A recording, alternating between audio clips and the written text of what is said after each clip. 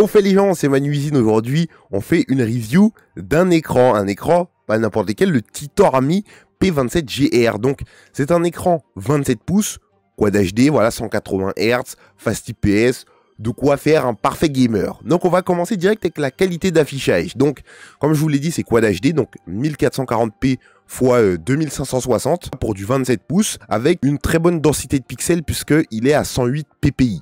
Donc 108 ppi, grosso modo, c'est quand plus vous allez vous rapprocher de l'écran, et si cette densité elle est pas bonne, plus vous allez voir les pixels. Donc là, la densité est bonne, donc quand vous vous rapprochez, bah, vous voyez pas les pixels. Voilà, tout simplement, c'est beau, c'est magnifique. C'est un écran très lumineux parce qu'il va jusqu'à 300 nits, une unité de mesure, tout simplement, 300 nits. C'est très lumineux quand vous mettez à fond la lumière, c'est très lumineux, comme ça vous savez. Et même quand vous descendez en basse lumière, bah ça va, ça se regarde quand même, c'est regardable, ça fait du bien aux yeux.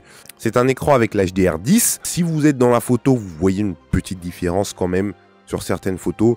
Faut vraiment la voir. Hein. Donc l'HDR qui peut t'aider dans certaines circonstances avoir des détails de couleurs, etc. Des meilleures couleurs que ce que tu as, des meilleurs contrastes. C'est 1 ms minimum. C'est 1 ms. Attention, parce que le ms, selon les écrans, c'est pas mensonger forcément, mais c'est 1 ms minimum. Bon, malheureusement, j'ai pas de quoi mesurer le ms, mais bon, c'est un écran Fast IPS, donc vous serez pas touché par le ghosting. Voilà, c'est le plus important à savoir. Par exemple, c'est un écran autour de 160 €. Donc ouais, si vous jouez par exemple à des jeux comme Valorant, League of Legends, des trucs comme ça où c'est assez rapide, ça va assez vite, vous serez pas touché par le ghosting parce que la dalle Fast IPS est très bien fait et ça t'évite le ghosting, hein, ça t'évite de ressentir des mésaventures dues au ghosting. Voilà. Donc tu as un filtre Low Blue Light. Voilà, c'est une option Low Blue Light pour t'aider au confort visuel. Voilà, pour si jamais tu es un gamer, tu es là, t'es purement dans ça, t'as mal aux yeux à cause de la lumière bleue, et ben c'est là pour t'aider. Hein, voilà, t'as un truc Low Blue Light, c'est très pratique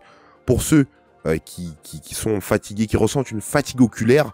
Même pour moi, hein, par exemple, je suis fatigué, voilà, je mets le Low Blue Light, ça apaise un peu les yeux. Ensuite, le point suivant, la performance. La performance et les fonctionnalités. Donc c'est un écran avec l'Adaptive 5. Adaptive 5, ça veut dire que c'est compatible avec Nvidia pour G5 et AMD pour la Free 5. Donc tu peux l'activer dans ton menu d'écran, et tu peux aussi, il faut l'activer aussi sur ton bureau, voilà, dans ton Windows, pour que les deux soient synchronisés, etc. Donc c'est quelque chose que je recommande d'activer pour les jeux d'aventure, comme les Tomb Raider, Uncharted, Cyberpunk, pas pour les jeux compétitifs. Voilà, vous mettez pas de synchronisation verticale d'Adaptive 5 pour les jeux compétitifs. Vous mettez ça que pour les jeux d'aventure, les petits jeux vite fait comme ça. C'est pour éviter ce qu'on appelle le tearing, une déchirure d'écran. Voilà, votre écran qui va votre image de jeu qui va se couper en deux. Voilà, pour éviter ça, vous mettez une synchronisation verticale. Avec ça, on peut dire que cet écran il convient parfaitement aux gamers casual et à la fois compétitifs. Hein. Même si je conseille toujours 1080p pour du compétitif. Là, si vous voulez aller en Quad HD, parce que la Quad HD commence à se démocratiser, on va dire, vous pouvez aller là-dessus. C'est un écran où vous pouvez à la fois être casual, à la fois jouer à des D3, des Black Desert, des MMORPG, des RPG tout court, et à la fois jouer à du League of Legends, à du Valorant. Vous pouvez vraiment vous mettre bien. Donc vous avez 10 modes d'image inclus, voilà, 10 modes d'image pour la lecture, pour le jeu, pour les films, etc. Vous en avez vraiment plein, même pour les e-books, hein, ça rentre dans la lecture, ça rentre dans la lecture. Donc c'est vraiment assez complet, et vous avez aussi un crosshair intégré. Donc voilà, quand je vous disais que ça convenait un peu à tout le monde, à la fois aux joueurs casual qui regardent, vas-y, tu joues à Black Desert, tu vas kiffer un petit peu ton animé, tu vas aller regarder ton animé, après tu vas revenir, tu vas faire du Valo, voilà, et tu as un crosshair intégré, voilà. Donc j'ai pu les tester un petit peu pour ceux qui aiment l'aide à la visée, pour ceux qui, par exemple, je sais que sur Valorant c'est un peu une galère de choisir son crosshair. Moi on m'a donné un crosshair, etc. On m'a donné un lien parce que je suis complètement paumé dans ce genre de truc. Mais voilà, il y a un crosshair intégré, vous en avez plusieurs même. C'est assez pratique pour ceux qui veulent de l'aide à la visée évidemment. Enfin, le dernier point, le design. Donc c'est un écran très bien designé, hein, il est beau gosse, tout simplement. Donc il a en dessous de l'écran, il a 2 ports HDMI 2.0. Voilà, là on va parler des gamer play, etc. Il a 2 ports HDMI 2.0, de quoi faire du 120 Hz 1440p sur Fortnite si vous jouez sur Play 5, et 2 ports DisplayPort 1.4. Voilà. Et ensuite une sortie audio. Faites attention parce que l'écran n'est pas fourni avec un câble HDMI. Il est fourni avec un câble DisplayPort. Donc si vous voulez utiliser sur votre Xbox ou votre Play 5 en 120 Hz sur Fortnite ou je sais pas quoi, il vous faut acheter un câble HDMI. Voilà, HDMI 2.0 de préférence puisque c'est un port 2.0. Donc pour bénéficier un max de son port HDMI, il faut prendre un 2.0, tout simplement. Vous prenez juste le même parce que c'est pas fourni. Voilà. Il supporte le VESA à l'arrière. Vous avez vu, il y a les petits trous, etc. pour l'accrocher sur un bras, pour l'accrocher au bureau, pour le mettre au mur.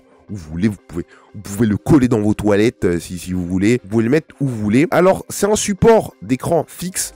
Vous pouvez pas le pivoter, voilà, vous pouvez pas le pivoter comme ça, vous pouvez pas l'ajuster, monter, descendre, vous pouvez juste l'incliner comme ça, l'incliner, hop là, voilà, comme ça, là il est incliné un petit peu. Bon, vous pouvez le pencher en arrière, le pencher en avant, mais vous pouvez pas le faire pivoter ni l'ajuster ou régler la hauteur. Bon, c'est dommage, mais je préfère un écran comme ça avec de très bonnes fonctionnalités, une très bonne qualité d'affichage, plutôt qu'un écran où tu peux pivoter et ben il manque des trucs à l'affichage quoi. C'est un écran aussi qui fait 3,65 kg, donc il est relativement léger. Même moi j'étais choc barre de l'écran. Il est beaucoup plus léger que mon 24 pouces, que j'ai actuellement. Je suis très choc barre, mais agréablement surpris des fonctionnalités de l'écran. C'est du plastique, il est tout en plastique, mais bon, il n'y a pas de problème à ce que ce soit en plastique, hein. C'est pas grave, c'est du plastique et alors, c'est juste un écran. Donc oui, merci encore Tito Army de m'avoir donné cet écran, ils me l'ont donné, voilà, c'est à moi, maintenant j'en fais ce que je veux, donc merci beaucoup, j'espère que vous avez kiffé cette review. Allez, on se retrouve pour une prochaine vidéo, ciao.